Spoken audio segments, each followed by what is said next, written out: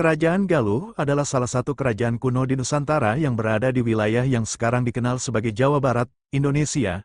Kerajaan ini memiliki peran penting dalam sejarah Tatar Sunda, dan nama Galuh sendiri sering dikaitkan dengan wilayah Priangan atau Parahyangan, sebuah daerah di pedalaman Jawa Barat. Asal-usul dan pembentukan Kerajaan Galuh. Kerajaan Galuh didirikan pada abad ke-7 Masehi. Berdasarkan naskah-naskah sejarah seperti Carita Parahyangan dan Wangsakerta, Galuh merupakan pecahan dari Kerajaan Tarumanagara, kerajaan besar yang menguasai wilayah Jawa bagian barat pada masa sebelumnya.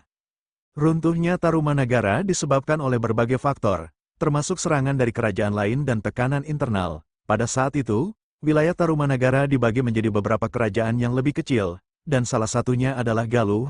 Berdasarkan tradisi, Raja Wretikandayun yang memimpin Galuh adalah keturunan dari Raja-Raja Tarumanagara.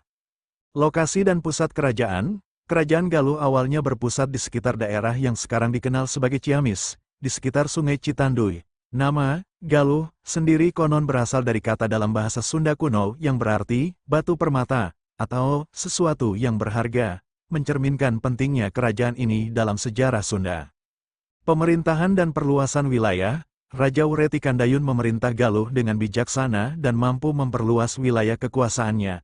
Wilayah kekuasaan Galuh mencakup bagian besar Jawa Barat, terutama daerah pedalaman yang sekarang menjadi bagian dari wilayah Priangan Timur dan sebagian wilayah Jawa Tengah bagian barat.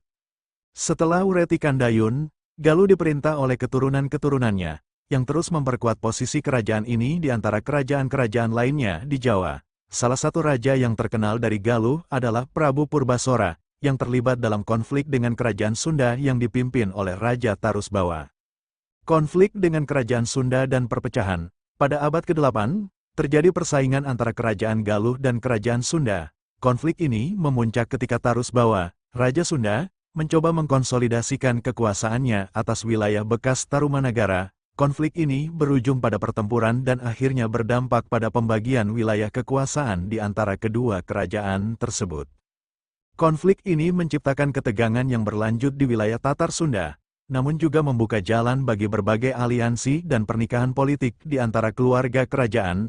Salah satu peristiwa penting adalah pernikahan antara Raja Galuh dengan putri dari kerajaan Sunda, yang akhirnya menyatukan kedua kerajaan tersebut di bawah kekuasaan yang lebih besar. Penyatuan dengan kerajaan Sunda. Pada akhirnya, kerajaan Galuh dan kerajaan Sunda bersatu kembali di bawah satu kekuasaan. Pada abad ke-8, di bawah pemerintahan Raja Sanjaya dari Mataram kuno, terjadi konsolidasi wilayah Jawa, yang juga mempengaruhi kerajaan Galuh. Seiring waktu, Galuh menjadi bagian dari kerajaan yang lebih besar, yaitu Kerajaan Sunda Galuh, yang kemudian menjadi cikal bakal kerajaan Sunda yang lebih luas. Akhir kerajaan Galuh. Seiring berjalannya waktu, identitas kerajaan Galuh mulai berbaur dengan identitas kerajaan Sunda yang lebih luas.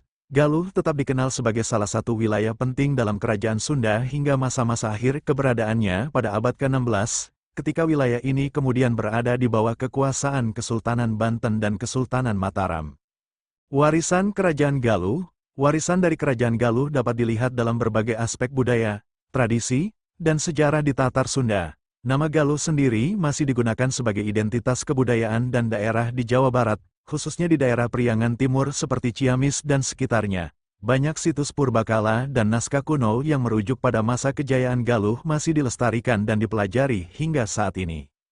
Kerajaan Galuh memainkan peran penting dalam sejarah Nusantara, khususnya dalam perkembangan kebudayaan dan politik di wilayah Jawa Barat. Warisan kerajaan ini terus hidup dalam budaya masyarakat Sunda dan menjadi bagian penting dari identitas sejarah mereka.